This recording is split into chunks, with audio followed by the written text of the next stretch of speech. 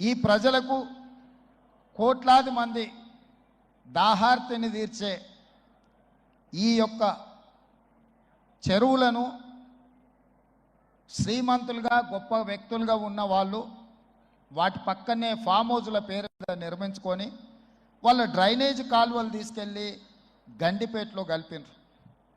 నేను ఇక్కడ వేదిక మీద ఉన్న పెద్దలతో పాటు ఇక్కడ వచ్చిన భక్తులను నేను ఒకటే మాట అడగదలుచుకున్నా. ఇవాళ వాళ్ళ విలాసవంతమైన జీవితం కోసం నిర్మించుకున్న ఫామ్ హౌజుల నుంచి వచ్చే డ్రైనేజ్ గండిపేటలో హిమాయత్ సాగర్ తాగునీటిలో కలిపితే ఆ నీళ్లు హైదరాబాద్ నగరానికి తాగడానికి సరఫరా చేస్తుంటే వాళ్ళు నిర్మించిన అక్రమ నిర్మాణాలను వదిలేస్తే ఇక నేను ప్రజాప్రతినిధిగా విఫలమైనట్ట కాదా మీరు ఒక్కసారి ఆలోచన చేయండి. అందుకే ఒత్తిడి వచ్చినా మిత్రులకు ఫామ్ హౌజులు ఉన్నా ఏవి వదలకుండా హైడ్రా అనే ఒక సంస్థను ఏర్పాటు చేసి తెలియకుంటేనే ప్రజాప్రతినిధులం కొన్ని మన దినచర్యల్లో భాగంగా కొన్ని తప్పిదాలు చేస్తుంటాం. తప్పుదలు తెలవకుంటేనే కొన్ని తప్పులు జరిగిపోతుంటాయి.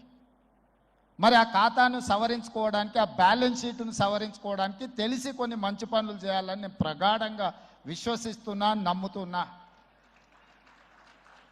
ఆ తెలిసి చెయ్యాలనుకుంటున్న మంచి పనుల్లో భాగము ఈ చెరువులను చెరబట్టిన వాళ్ళ నుంచి విముక్తి కలిగించాలన్న ఏకైక లక్ష్యంతోనే ఈరోజు చెరువులను ఆక్రమించుకున్న వాళ్ళను ఎవరిని వదలకుండా ఉక్కు పాదంతో అణిచివేయాలన్న ఆలోచన, అందులో నిర్మాణాలను ఏ ఒత్తిడి వచ్చినా వెనక్కి తక్కకుండా తొలగించాలన్న ఆలోచనతోనే ఈరోజు ఈ చెరువులలో ఉన్న అక్రమ కట్టడాలను కూలగొడుతున్నాము. దీనికి స్ఫూర్తి భగవద్గీత అనే కురుక్షేత్ర యుద్ధ సందర్భంలో అర్జునుడు ఆయుధాలను కింద పడేసి రాజ్యం కోసం భీష్మ పితామహుడు, అదేవిధంగా కర్ణుడు, దుర్యోధనుడు, దుశ్శాసనుడు, నా సహోదరులందరూ ఆ పక్కన నించుంటే రాజ్యం కోసం వాళ్ళందరినీ సంహరించడం, వాళ్ళని సంహరించి రాజ్యాన్ని సాధించుకోవడం ద్వారా ఏమి ఉంటుంది, ఏం మనశ్శాంతి వస్తుంది అని చెప్పి అర్జునుడు యుద్ధతంత్రం నుంచి తప్పుకుంటా అన్నప్పుడు శ్రీకృష్ణ భగవానుడు బోధించిందే భగవద్గీత. చంపేదెవరు, చంపించేదెవరు, లోక కళ్యాణం కోసం నీ బాధ్యతను నెరవేర్చాల్సిందే. ధర్మం బ్రతకాలి, అధర్మం ఓడాలి అంటే నువ్వు యుద్ధం చెయ్యాల్సిందే అనే యుద్ధ నీతిని ఆ రోజు అర్జునుడికి బోధించింది శ్రీకృష్ణ భగవానుడు. ఇవాళ ఆ శ్రీకృష్ణ భగవానుడి బోధనానుసారమే ఈరోజు ఈ చెరువులను కాపాడే కార్యక్రమాన్ని నేను తీసుకుంటున్నా. నాకు తెలుసు ఈ చెరువులలో నిర్మాణమైన విలాసవంతమైన ఫామ్ హౌజులు ప్రభుత్వాన్ని ప్రభావితం చేయగలిగిన స్థానాలలో ఉన్న చాలామంది వ్యక్తులు ఉన్నారు. ప్రత్యక్షంగా ప్రభుత్వంలో భాగస్వాములు అయి ఉండొచ్చు, లేకపోతే సమాజం మీద బాగా ప్రభావితం చేయగలిగిన వ్యక్తులు ఉండొచ్చు. కానీ వాటన్నిటినీ నేను పట్టించుకోదలుచుకోలే.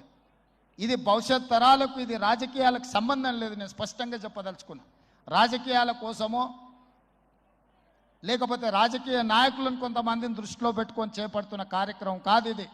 భవిష్యత్ తరాలకు, మన పిల్లలకు, వాళ్ళ పిల్లలకు వారసత్వంగా మనం అందించే సంపద ఈ సరస్సులు, ఈ నదులు, లేకపోతే ఈ రోజున్న ఈ చెరువులు.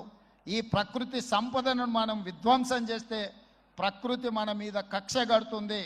ప్రకృతి మన మీద ప్రకోపిస్తే మనం చెన్నైలో చూసినాం, అదేవిధంగా ఉత్తరాఖండ్లో చూసినాం, నిన్నగాక మొన్న వాయనాడు, మనం కేరళలో చూసినాం.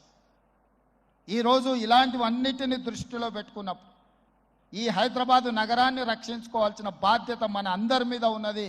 ఇది ఒక సుందరమైన నగరం. ఈ నగరానికి ఈ చెరువులే ఒక అందం. ఈ చెరువులను కాపాడే బాధ్యత ఈ ప్రభుత్వం తీసుకుంటుంది. ఎవరు ఏమనుకున్నా, ఎవరు ఏ ఒత్తిడి తెచ్చినా వాటన్నిటిని పక్కన పెట్టి చెరువులను ఆక్రమించుకున్న వాళ్ళ భరతం పడుతుంది ఈ ప్రభుత్వం అని చెప్పి నేను ఈ సందర్భంగా తెలియదలుచుకున్నా. ఆనాడు కురుక్షేత్రంలో ధర్మం వైపు శ్రీకృష్ణుడు, అర్జునుడు నిలబడ్డందుకే ఈరోజు ఆ ధర్మం అనేది కాపాడింది. వాళ్ళు ధర్మాన్ని కాపాడితే ధర్మం మనల్ని కాపాడింది. ఈరోజు మనం చేస్తున్న పని కూడా అలాంటిదే.